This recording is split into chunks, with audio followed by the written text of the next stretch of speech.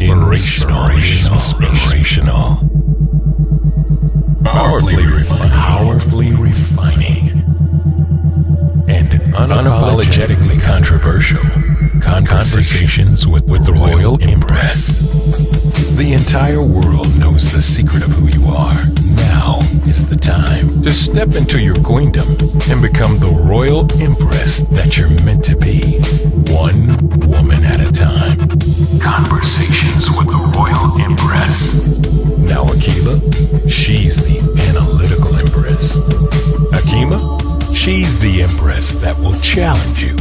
And Lakashay Nadira, she's the Empress who tells it like it is. Now, straighten up your crown and be elevated through conversations. Conversations with the Royal Empress.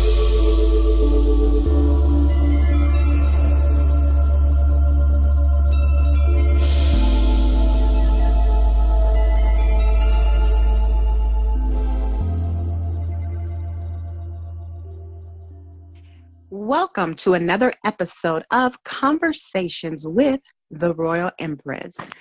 This is host Lakashay Nadir Muhammad, and joining me are my other two co-hosts, Akila and Dr. Hakima Jihad. So we are joined this evening by our special guest, Cassiopeia, who is the co-founder of The Black Mall. Welcome, Cassiopeia. How are you this evening? I'm great. Yourself? Thank you. I'm great. Thank you for joining us as our guest this evening. We really appreciate you being here today. So before I get started, yes, thanks. Before I get started, I'm just going to go ahead and share with our audience, our listening audience, about who you are, and I'll read, your bio. So Cassiopeia has been cultivated by an extensive intergenerational village that extends from the south side of Chicago through a global African consciousness. She earned her BA in marketing from the University of Illinois at Chicago. She has led and partnered several successful entrepreneurial ventures, which have sharpened her skills that range from dance, graphic design, and community development. With over 10 years of marketing experience, she co-founded theblackmall.com, connecting over 1,500 Black-owned businesses around the country through various social media campaigns, hands-on trainings, and consultations apprenticeships, such as money mobs, and her creative visions through Soul Designs. Her extensive efforts to build and sustain our African community have been recognized by a range of media outlets and civic organizations. She was most recently honored by, Demoiselle to Femme? Demoiselle for Femme. Thank you for their inaugural 40 Under 40 banquet. And she was also featured as a guest speaker at Mas Mariam, which is the headquarters for the NOI in Chicago, to speak on the importance of buying Black. Cassiopeia is also a member of the United Black American Progress Association and the local organizing committee, Delta Sigma Theta Sorority Incorporated, and acknowledges the high privilege and honor to serve as mother to MJ. Wow. Cassiopeia, we welcome you once again, and we thank you. So talk to us, Cassiopeia, the Black Mall co-founder. Tell us about the Black Mall and who you are and what you represent to our community. Well, thank you again for having me on Empress. It is a pleasure. The Black Mall, we started off as an online directory of Black-owned businesses nationwide back in 2011. We do advertising and branding for those businesses so that people can know, because we figured and we found out that one of the biggest reasons why people weren't spending with their own is because they just weren't aware of these businesses.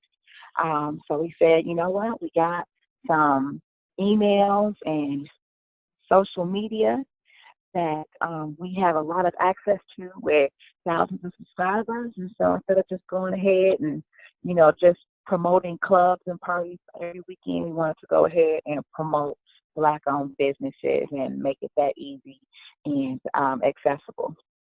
We then grew to start doing marketplaces as well that we call Ujima markets that include those Black-owned businesses that didn't have brick and mortar, which then evolved into those businesses and those market vendors having their products more accessible as well. They were like, hey, we're so excited that we're now doing more frequent marketplaces with you all, but hey, do you have any other ideas where we can start selling our products every single day? So we started off small in our office with a shelf with some Black products from these vendors, and it grew to going into a temporary incubator space, and then now we have a permanent retail store that also sells over 50 plus different vendors and hundreds of items that are mostly not only Black owned, but locally owned out of Chicago. And then we have some great national brands as well. So we're hitting about, 4 different areas of business to help promote and brand our people. That sounds absolutely wonderful. Now, I do have a question because now that you have the mall space and you have people that have products, are you still using the other means for people who don't necessarily have a product but have a service? How do you incorporate that now? Yeah, so absolutely. So we still do the advertising. We do have our directory. We've been having a little bit of issues with the blackmall.com. So if anybody listening is a visitor and they're wondering like what's going on with the blackmall.com site, we think because it's gotten so popular and so big that we got a major hack, like a really major hack. So we, are in process of getting that reworked. Now we do have our shop.theblackmall.com site that's fully working and great, and we're still able to advertise for any of these Black-owned businesses nationwide through our email blast, social media, text blast, and guerrilla marketing. That is absolutely amazing. Now, for somebody who does not really understand why it's important that a person would choose to buy Black, can you explain why you feel our audience who may also be Black, but they may not get it, they don't understand, they just feel like, why should I specifically seek out Black businesses? What's this all about, in your words, Cassie? Well, the first question I would ask is why not? Don't we all want to have resources coming back to us, even as individuals? I mean, that question can be asked. It's all business, right? Even if you're working for somebody else, it's a business. So why should anybody hire you, right? And it's not just because you're Black. It's because we're humans. We're here to interact. We're here to contribute with one another. And we are amazing and dynamic. But you need a little bit more than that. We always talk about crime, especially we're, inside of, Chicagoland area, and crime has been the talk for decades. And what we know is crime and poverty are linked. So when you solve the poverty, you automatically solve the crime. And one of the best ways to do that is to recycle your dollar. The Jewish community, which we know is one of the richest communities in our nation, recycles their dollar 27 times. That means that they're going to go to their local grocery store that's owned by a Jewish person. They're going to go to their local bank. They're going to go to their local lawyer, real estate agent, whatever other retail store, anything that their own people provide, they're going to seek out from within their community first. And after that, they then go outside of their community. So their dollar recycles 27 times. So they are They recycle their dollars more than any other ethnicity in this nation, which would make sense why they then are one of the strongest economically, strongest communities in this nation as well, right? So I think, how about we model what the people who already do it well do? And something that we did prior to our people being on this land, right? The Asians recycle their dollar 17 times. You step into any Chinatown, are you going to see any other ethnicities selling inside of their community? No. No, absolutely not. We couldn't even tell you who the aldermen are in Chinatown in Chicago, because it doesn't matter. Whoever that alderman is going to he or she is run by that community. That's it, and that's all. Period, because their money stays very, very tight inside of it.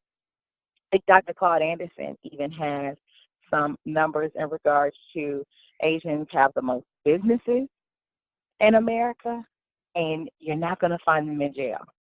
Black people have the least amount of businesses in America, and we are 80-something% of the jail.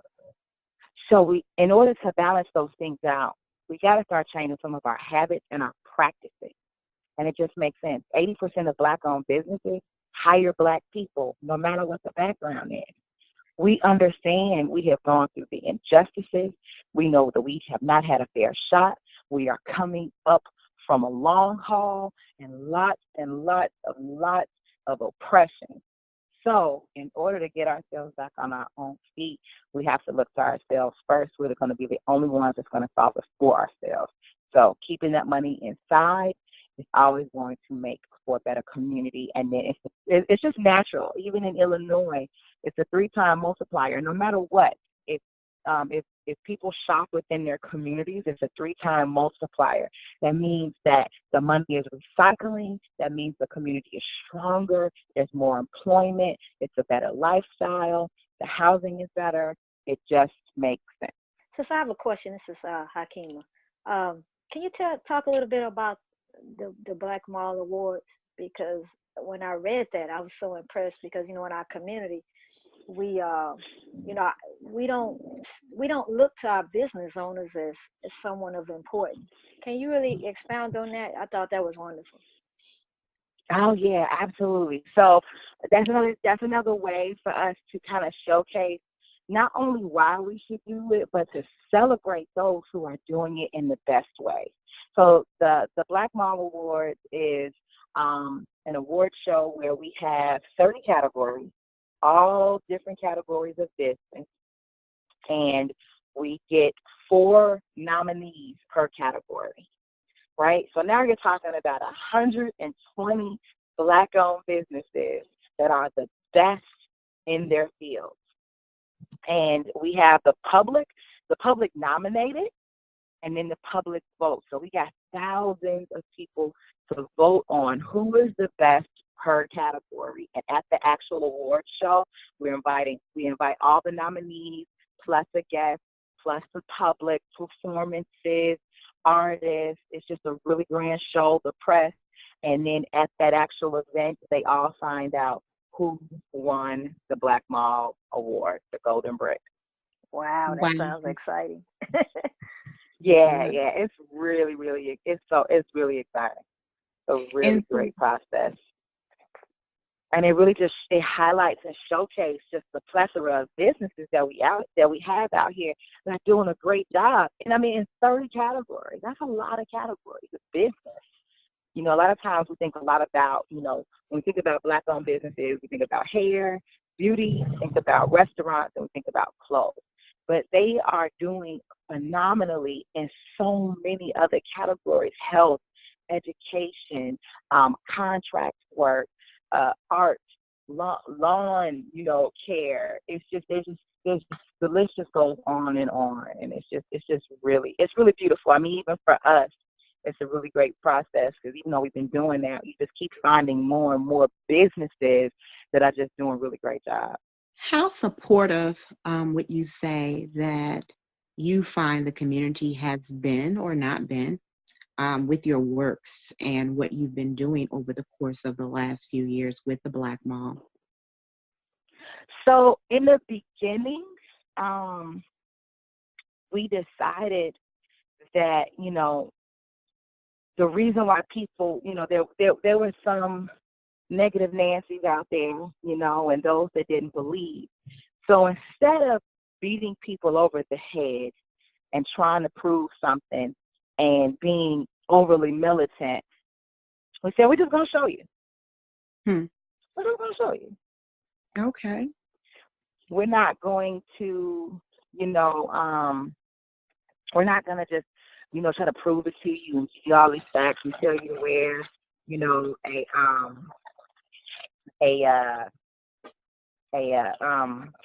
a leather jacket or hat or AK or anything like that. We're just going to show you the best and the brightest.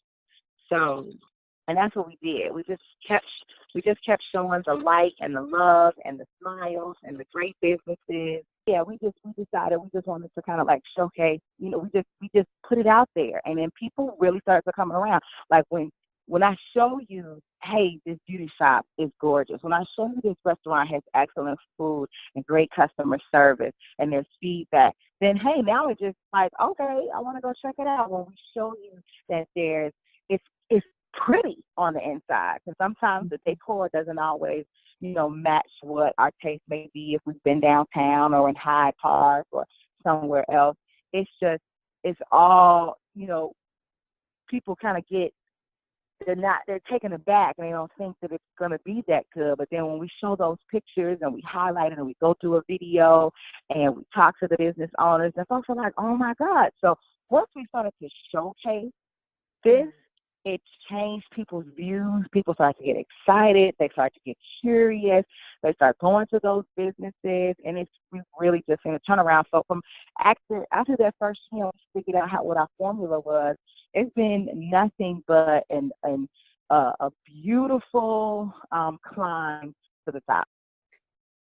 That is wonderful, Cassiopeia. That's to hear how people have been inspired by what it is that you showed them. And that's, I believe that, and we hear it all the time, it's not about what you say out of your mouth, but it's what you do. And when our people see what it is that we do, that definitely is something that can inspire. It can inspire us to want to get on the bandwagon and follow. With your experience, because you've been doing this for some time, what I would like to know, who was your influencer? Who was that? If it was a couple of people, if it was one person, but what actually made you decide that, this is what I want to do? Not necessarily the starting of the Black Mall per se, but just even someone that you looked up to who you already saw was actually doing this, whether it was before you started the mall or after it. But who was your inspiration? Oh, man. So we started this, me and my partner, right, because of the amazing people that we already had in our life. So for me personally, it was my mother. She has been a revolutionary my entire life, carries a lot of knowledge, and was never afraid to talk about it, back when I was little, and everybody's just like, oh my God, at holiday dinners, like, so you please stop, and so, I would share this, and, you're younger, and you're like, okay, whatever, and then when I got to college, you got the Black Student Union, and you got these poetry, sets that are going on, and you're hearing what the people are talking about, and the different scholars and thinkers and revolutionaries that they're mentioning in the poets, and you're like, oh my God, my mom has been talking about this the whole time. And so, and my partner, Dre, he had a very militant uncle. And he would come and drop him books on Noble Drew Ali and Minister Farrakhan and Marcus Garvey. And so he went on to school and studied psychology, but got an actual class with Naeem Akbar, who, Oh, wow. wrote the book Breaking the Chains, right? Yeah. Wow. Yeah, so, we then so we got it, and so we're like, whoa, we got all of this knowledge, we got it, we understand that we're supposed to be, unifying and come together. Why are our people getting it? Why aren't they getting it? And the other last influence was my great aunt and uncle, seemingly middle class Black folks, but they were very intentional about where they ate. And they ate in so many Black-owned restaurants. Wow. So with the knowledge that we had and our own love for food, we would go to these places that they went, and people didn't know about them. And we were like, man, these places are really dope. And we would go, and they'd be in the hood. And we would go back home, tell our friends, like, yo, have you ever checked out this restaurant or that? And they're like, never heard of it. And then we were like, okay, all right, there's a really serious missing link. And it really is just information. I think more than anything else, more than the oppression, more than the poverty, more than even economics, we can't move on something that we don't know exists. So we have to let the people know that it existed. And we were like, hey, people are, you got Black Pages International, which was, a major influence for us. But it just reached a very, the audience that grew up with Black Pages International was a mature audience now. And they loved, they love a book.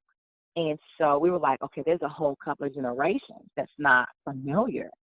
So we had to really take hold of the electronic world and bring the same information and gather more to that audience too, so it can keep living and growing exponentially. So how would you say the racial climate in America has affected Black people's desire to want to support Black-owned businesses? Do you have an opinion on that? Yeah, absolutely. It definitely has. It's like unfortunate and fortunate, I guess. For me not to be, I can't find a better word, but, the people whose lives have been, sacrificed, at least they're not in vain. Trayvon, Mike Brown, all of the different, youth that have lost their lives, has touched and has pulled on heartstrings for our people really big, so that the people who like ourselves who have been working in this, the timing was right on, right? Because, okay, we already have this platform in place. These brothers and sisters' lives were sacrificed. People are actually starting to really get to them now. Boom. And when we talk about, crime and poverty, and then we talk about oppression, all that stuff leads back to economics. Yeah. It all leads back to economics. We started selling tissue. One of the first things we really started selling was the tissue, because during George Zimmerman's trial, and when he got acquitted, we found out the Koch brothers were some of the financiers for his legal team. Wow, really? Which was really the reason why he even won. Wow. Being able to, right, if you have the wrong conviction, or we know how law is. It's all about finding the loopholes. And you got a strong enough team to find the loopholes, there it is. So this is all based on the economic engine. So when we found out that the Koch brothers were involved in that financing, we did our research on, okay, and they were putting it out there too. The Koch brothers own X, Y, and Z. Georgia Pacific owns Scott, Charmin, Bounty, right? Tissue, paper towels, stuff that we buy consistently. Like, if you don't buy anything, if you don't buy a pair of sneakers, if you don't buy some jewelry, you go buy something to wipe your butt. That's right. It's so No true. matter what, right? So people were boycotting those brands. I gave it up to them. I said, but boycotting can only go so long when you're talking about necessity, right? Yes, Yeah. yes. I'm not going to not wipe my butt. Right. I'm not going to do that. So if you don't have an alternative, it doesn't matter. Georgia Pacific, which equals Koch brothers, are going to laugh in all of our faces. So I did some research and found out who was a black manufacturer of bathroom tissue and paper towels. And then once, when I started to, like at first I was going around vending and have a tower of tissue at the table, and I'm sitting right in between a jewelry vendor and a fashion vendor. And the people come to my table and laugh. And I'm like, oh, you don't go to the bathroom every day? No, you didn't say that. Oh, I did. So I start doing these presentations, and I say, raise your hand if you use the bathroom on the daily. And if there was one person that didn't raise their hand, I said, I need everybody to look at this person right now. Love It's it. not going to be pretty. And Bound so down. that then became a really big thing, and we were able to start moving tissue. And then I found out bathroom tissue is a $30 billion industry. Billion? You said 30 billion? 30 billion. I need to start me a toilet paper company. You know, and one of the top industries is a private label brand. You don't even know the name of it. But those are the brands that get your government, state, city, county. They're the ones supplying to all the institutions that must work like clockwork and must be stocked. We're talking about money.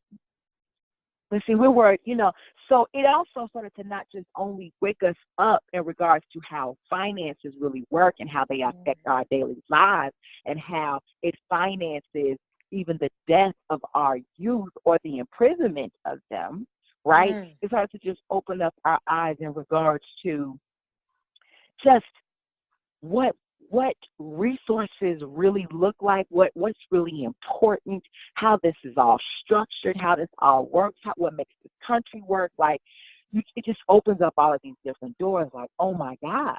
My friends tease me and they're like, oh God, here she comes with something else. If Cassie could manufacture a toilet, she would. Why not? Somebody else did it. And making money. What household does not have a toilet in it? We should be making toilets. Yes. We should be making the YKK on our zipper, like Big Boy talked about. So I mean, yeah, it just blew open our minds. Like, oh my God, we are missing out on major resources that our people could be producing, and we would never be hungry again. Yeah. And we would completely control our own neighborhoods. That's when we'd be able to say, no. We're going to really police our own, really, because we have the finances to do so. No. You're not going to teach my child just anything, because guess what? We're going to build the schools. We're going to put all the teachers in there because we have the resources to do so. Just as you're talking, all I keep thinking about is how does someone get their product into the Black Mall? Oh, it's so simple. Give us a call. Set up an appointment, bring your product, and the appointments can be like within a week, if not sooner. We'll go over the product. If it's a great fit for the store, then we just go through the paperwork and voila. Lots of products end up being on shelves the same day that they have the appointment. Wow. So you mentioned if it's a great fit for the store. Give us an example of something that may not necessarily be a great fit for the store. Right. So the awesome thing about when you start really, like people come to our stores a lot of times and say, is this an organic store? The great thing about when your people are making it, they're making it with you in mind, and they're not making it to just get over on you. So most Black vendors are very health conscious and environmentally conscious. So we try to stay within that. So, and then, some things are just subjective, like if there is like someone has some apparel, right? And it has it might have a saying on it that we might not think is positive. We try to keep everything as positive as possible, as family oriented as possible. So if it's a little too adult, or if it's a product that's not going to be really healthy for our people in the long term, they might get a no. But usually I have an alternative. Like I have some other Black-owned business that might be a better fit for that type of product. Wow. Okay. Wow. So even in your no, it's like I still want to see you successful. It's not personal. It's a business decision. Absolutely. You can't come here. However, to help make you successful anyway, I got another avenue for you, and that's wonderful. Yes.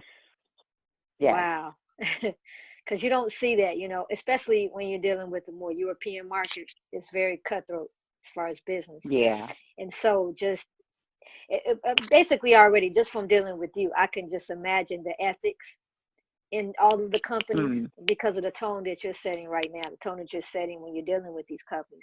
If your service or your product is going to be to the demise or detriment of our people, you can't do it here.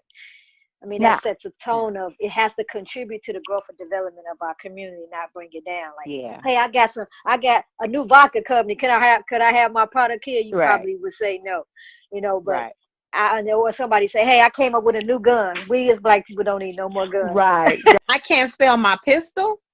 My pistol. That's a Black pistol. I love it. You would an alternative market, huh? Store to sell that at, man. My question was going to be, what's the social responsibility of the businesses? And because that's a big debate in the business world, do companies really have a social responsibility to the community in which they serve? But this is just right off the bat, that is what you describe in the mindset of the companies. If they're health conscious and if they're environmentally conscious, they come in the door with that social responsibility already a part of their game plan. And that was going to be my next question, but you answered it already. That's good to know because it's good to support businesses that care about the community in which they serve. Even though just because we Black together don't mean you care about my community. So that's good to know. You're right. And you understand what I'm going with that, because you got some Black folks that don't think I love Black. They may just be in it for the money. But thanks for addressing that. Yeah, absolutely. Cassiopeia, really in all aspects of building the Black Mall, what would you say has been your biggest challenge? Access to capital. Yes. Yeah, that's a hard part. There's so much, and we're doing what we're supposed to be doing. We've been connecting with the right people to learn more regarding how to get that. So we have been, bootstrapping that since the beginning, right? So, and we've been able to make it. I mean, the good thing is we understand, the market. We understand, prices and knowing your numbers. So we know how to work at the level that we need to work at to keep growing. But it would be so much better, man, if we just had, we watch Shark Tank, we watch Profit, we watch all these business shows, and like some of these people have these businesses, and it's just like, oh yeah, like $100,000 for my friends and family. This is like and it'll be like to start a Pop-Tart, a Pop-Top bit. Like, it's not even like a really serious business. Wow. It's like, it's a little confection business, and it's like, I really believe in it. I loved it. People love them, and and it's nothing. And then you watch them go on the Profit, and friends and family have donated over and over $200,000 for them to invest it in a business with a horrible structure. And it's just like, oh my God, you know what we could do with just $10,000? If someone just invested $10,000 in us, we could turn that around, because we're already, spinning straw on the gold, right? So just imagine what we can spin gold into if we had it. So, that's the biggest deal, because yeah, and we don't have a business model. People like to invest in restaurants. They like to invest in bakeries or the things that are pretty and it just so our business has, although it's a retail store that sells cupcakes, it sells some of those pretty things. The overall tone of our business is heavy, right? It's heavy socially. So people motivate us and they cheer us on like, oh my God, this is great. But it's just been a little hard, finding someone to really be like, you know what, y'all have been doing a bang-up job. You've been employing all these people. You recycle so much money into the community yourselves. You're doing this all yourself. I'm going to throw you this $20,000. That is, that's the place that we're at, because then we'll be able to do so much more. So much more. On that same note, I'm a firm believer of the manifestation and in being intentional. If you were able to give a number, because we don't know who's listening to this podcast, and when you go on to like a Amazon.com or whatever, you'll see the wish list on a lot of different websites. What would be your dollar amount? I won't say wish list, but I would say, what would be an amount intentionally that you would like to manifest? And I ask that for a reason, because I just really believe in being able to visualize and see those numbers and to attract them. And so there could be somebody out here listening who knows. And so what would that be for you, Cassiopeia, in the Black Mall? What's that number? Thank you so much. I appreciate that. That's just powerful for me to hear. And to be really honest, right? Because it's always scary for us to like say this. So I'm just gonna go ahead and go for it. Say it. 100,000. Okay. Yep. Okay. Mm-hmm. All right. And we've done our numbers already. We already know what it would be used for, and like that's pretty much that sets us up. That puts us in the game with the rest of these businesses. Wonderful. None of these businesses, like the really, really huge corporations, started without major capital in the beginning. Yes. Like major. I'm watching all of these companies and I'm like, oh my God, this is why they're able, Black businesses, get a bad rep, right? But when I watch these shows and you watch The Profit and the Shark Tank and you watch how they tear those people down, but yet those people are still in business and they're already doing a couple of millions off of a poor business model, horrible management, and bad customer service. and they got $100,000 already in the bank. It's almost, we should have a little bit more leeway for our business, because most of our businesses are literally starting with a gift and a prayer. Yes. Literally. Yes. It's hand to mouth constantly, and somehow they're keeping those lights on. I want us to start being in that position where we're not having to do that anymore. We should all have a jump start. It's almost like it's almost like a baby being born without a mother and a father. I mean, they're just out there. That's how we start our businesses. We birth them, and there's absolutely no parents.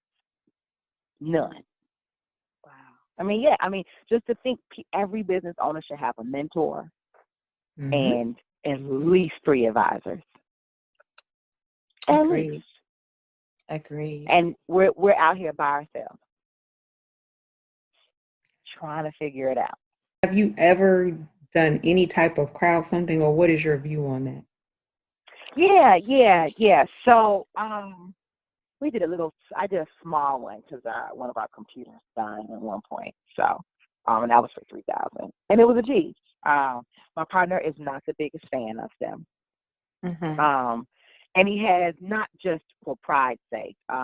He's really big on numbers and research and all of that, and he just wants to make sure that everything is tight, and we're able to showcase every little. He wants, for us to be able to show, okay, this is going to go towards this, and that. So we actually did put that together, and we're going to do a crowd fundraiser. It's going to kick off at our grand opening for the store and our anniversary.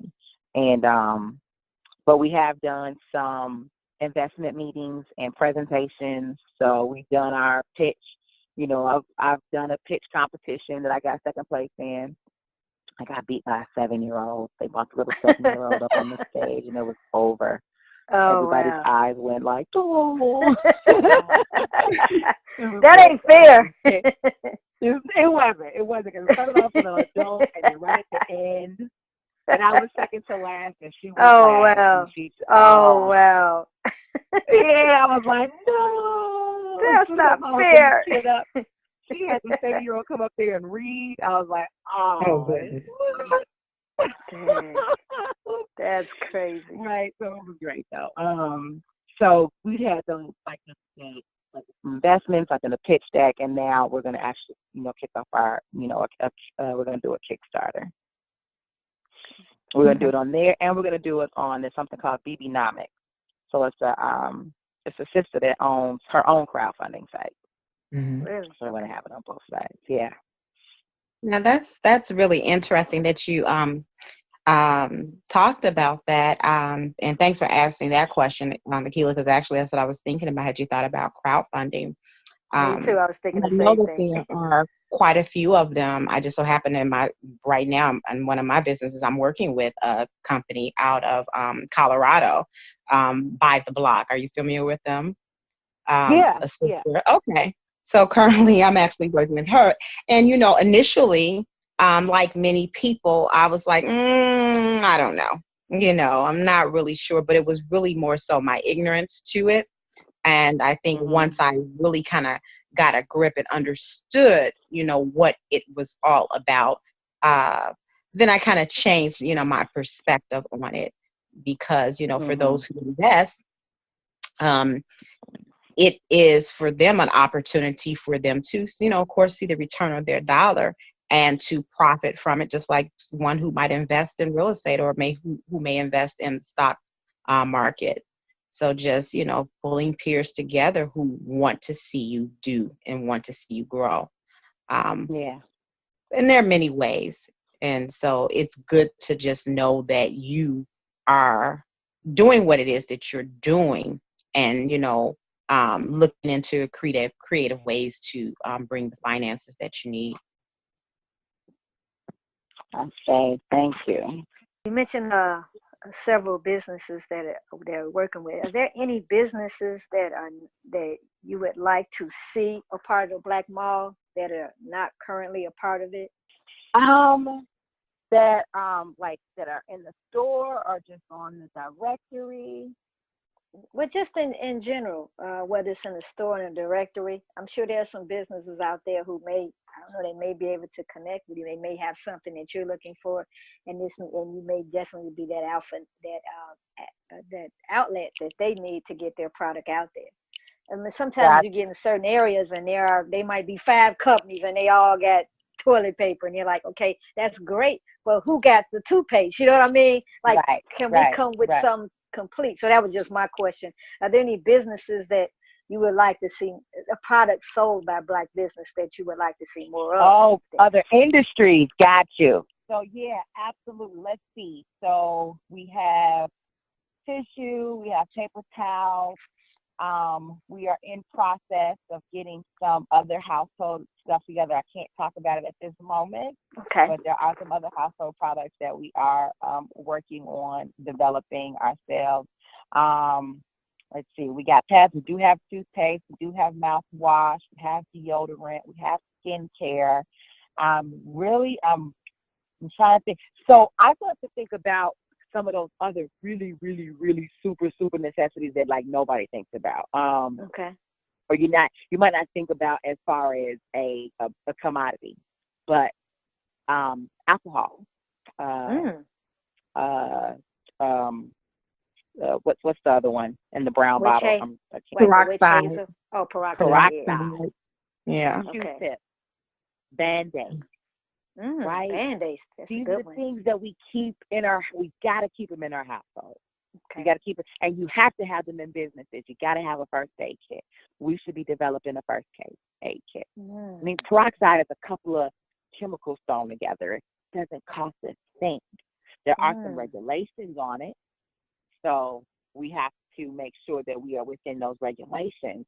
But man, I want to be able to have that product. I want to actually private label that. So, although Walgreens might sell the, actual name brand in the store, they always have a generic brand or their own private label brand of peroxide and alcohol and Q-tips and Band-Aids, even, sanitary napkins. We want to be able to have all those, we pretty much want you to be able to come to the Black Mall the same way you go to Target or Walmart. That's Oh, right. right. Yes. And it isn't Bobby it. Mhm. Things we don't think of until we need it. Right. Exactly. Exactly. And I think because we've been well, let's face it, there has been a very long time that we've been operating in this way, where literally we've been in a condition where we've been forced to have to depend on someone else to do what we can and are capable of doing for ourselves. And so, for you to make the statement, which to me just makes absolute sense, but why wouldn't we want to produce everything that we need?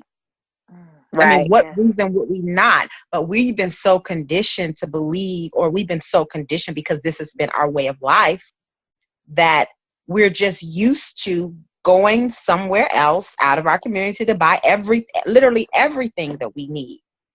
Right. Even when I see us go to, there are certain places I just will not eat. I mean, it's just certain things I just won't eat. Like I can't drive and go to some of these like Chinese foods, just for example. Oh, yes. No. I mean, I some of these agree with places you. where they have glass, so thick or plastic, bulletproof, and then I got to reach through some kind of thing. It doesn't even cross my mind. But we're so open, and I'm saying we, generally speaking, to allowing someone else to feed us, to clothe us, to wipe our behinds, to, everything that we need, that the thought of someone like the Black Mall saying, oh, I want to be able to produce everything that you need. Like if you were to go to Walmart, I'm sure some people are like, what? But that's just how many years that, this, I don't even know what to call it, has been on us, this spell. So I'm glad that you're vocalizing it in this way. And it needs to be said more and more until we think not just differently, but this just becomes a way of life. It's a way of life. Like you don't even think, just like you don't think to scratch your hair, you just scratch it. You don't think like, well, where am I going to go? You just go to the place that you should be going to get the things that you need. Why? Because why not? So I guess all I'm saying is that I look forward to the day, because that day is coming. I know that it is coming when we won't need to have to scream it to the mountaintop. It will be so natural for us to want to desire to shop with our people and to get the basic things and all the other things that we actually need, for just everyday and simple living. Absolutely. Absolutely. I have another business question. The brick and mortar model, with so much that we see with people ordering things online, and obviously you having the Black Mall online before, and so many brick and mortar establishments closing down, how do you feel this is going to be different? Target and Walmart's not closed. I'm talking about some of the community stores and all of that, and just from a marketing perspective, also have an Amazon. And you have Walmart and Target who are also selling things online now because they're competing with an Amazon who doesn't necessarily have to have the brick and mortar. So I'm just saying, model-wise, how do we appeal to our people to make them see that this is what we should be doing? So I think so I think a lot of unique businesses fall down, niche businesses, end up, closing down. Mhm. When you are a mom and pop and you're selling exactly what the big box stores are selling, Mhm. then I do think, it makes it easier for you to call, to fall down, to close down. The great thing about us is that all our customers don't feel like, all of them don't feel like waiting. Okay. I get it. Amazon, now can get it to you like next day and even same day for some aspects. But a lot of our customers, Mhm. they either they can't afford that. They need to get their tissue when they need to get it, and they can't wait for it. Okay. Sometimes, with the way our people are living, there's not the luxury of already having an overstock of, different products so that you can sit and wait on something to come. So they definitely need it right now. Plus, we have it's such a great experience right now, coming and touching and feeling these Mhm. different products that are locally made by your own. It's something just spiritual, Yeah. about it, and people just really love it. So, I mean, we get inquiries about, of course, we ship online too, so that Okay. does exist. So if ever, we get to the point where now everybody's used to our products, it's overloaded, they know how to buy it, they'll go online. Cool, it's there too, And if we have a close, that's okay because we already have the e-commerce set up. But I really don't think when it comes to necessities,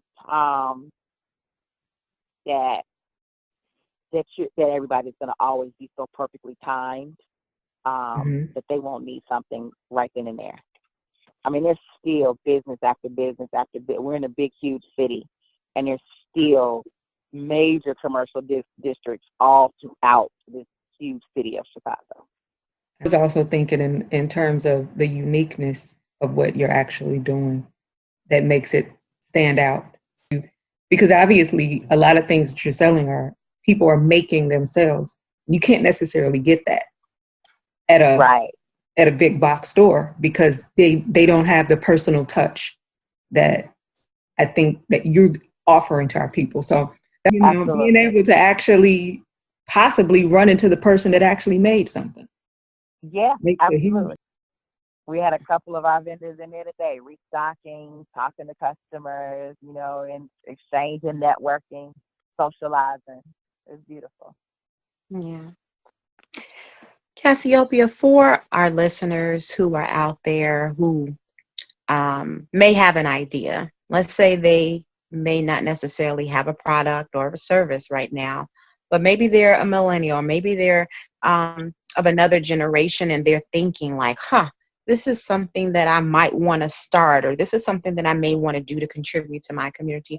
What are some words of wisdom that you can give to them to maybe continue to get that fire burning in them, and letting them know that this is something that maybe the Black Mall may one day need? Absolutely.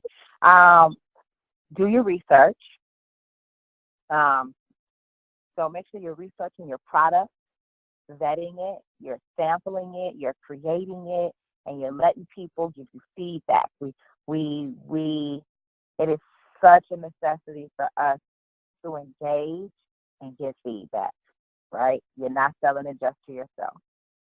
So make sure this is something that is a need or a desire of whoever your potential customer base is. Start right now figuring out what customer best is going to purchase this item and who would buy it consistently. This way, now you understand what your market is and how you should tailor it. Know your numbers. So even inside of the test phase, take those receipts. So if you bought this many ingredients and this many packages, how much did that cost in total? And how many units can you get out of this? start knowing your numbers, and then research the market on price comparison and see if how do your costs compare to what their market value is, so that you actually have a good margin. You have at least a 50% margin when you set your price, so that you can actually make money, and it's not a hobby that you're wasting time on, that you'll end up being depressed because you're still hungry. So, and don't be afraid. More than anything, don't be afraid to work in cooperative economics. Meaning, if you know somebody else that's doing something similar, work with them. Buy your ingredients together. Buying in bulk decreases your cost, and it makes sure that you actually can really now make some money, or you can pass along savings to your potential customer. And you can't service the entire city or town that you live in. So even if you partner with someone, you're not really in competition with them. Right? There's enough out here for everybody. It only just makes you all stronger and more productive, and actually have a better business model. Those are some tips just kind of off my head that I think that we really missed. Oh, and have a mentor. Someone that is either in that industry or that field that's already doing it well and is willing to talk to you and guide you and just give you advice during the good times and the bad, so that you already have a blueprint that you can improve upon, instead of trying to start from a blank slate that you have no idea if it's going to work or not. Wow. And go get it. You said go get it? Just go get it. Do it. Yes, yes. Do it. Go get it. Cassiopeia, that's wonderful. I think those were some very great tips to share. Those are all things that, we need to know, because sometimes we may not have a clue. We may not have an idea. So I think that was actually wonderful that you shared those words of wisdom. Now, you have something that's taking place that I'm super excited about. November 1st through the 3rd. Can you tell us what that is? Yes, absolutely. So the Black Mall on November 1st is going to be turning 7 years old.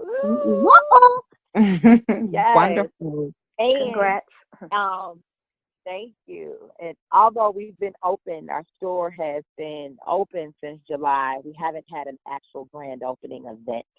So we're combining our anniversary with our grand opening event. It's taking place over 3 days. So it's going to be promotions and giveaways and raffles and food and music and entertainment and features and promotions, all kinds of great stuff. So come on down and network with us and build with us and shop and meet some great people and just have a Blacknificent time. Yes.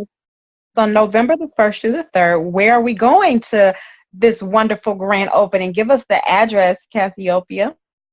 Yes, come to the Black Mall shop, aka Coco's, at 533. That's 533 East 79th Street in Chicago, 60619. We'll be Okay. open 10 a.m. to 7 p.m. And so now, are those your normal operating hours? They sure are, Monday through Saturday, 10 to 7. Wonderful. And give us a phone number how you can be reached if, in fact, somebody wants to call to say, hey, I got a product.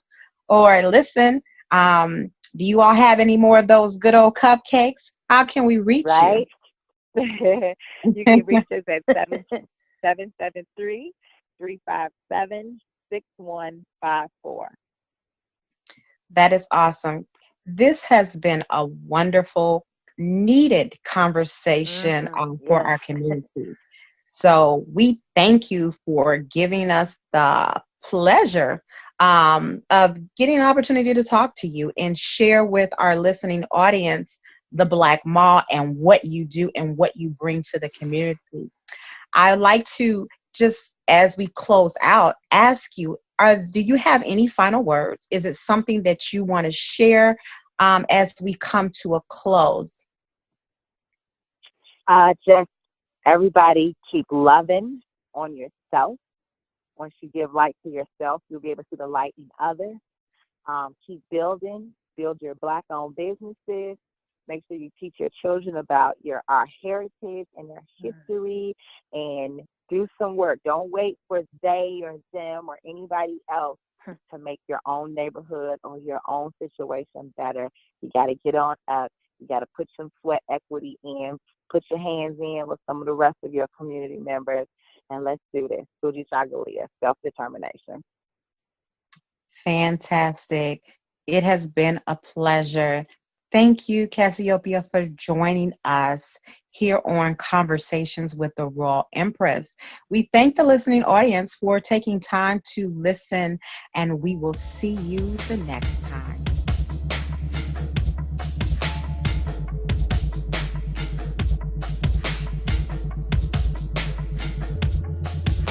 Thanks for listening to another episode of Conversations with the Royal Empress. Tune in next week for another enlightening conversation. For more information on the Royal Empress, please visit the website royalempress.org. You can also follow the Royal Empress on Facebook, Instagram, and Twitter. Conversations with the Royal Empress is a subsidiary of the Royal Empress organization. All rights reserved.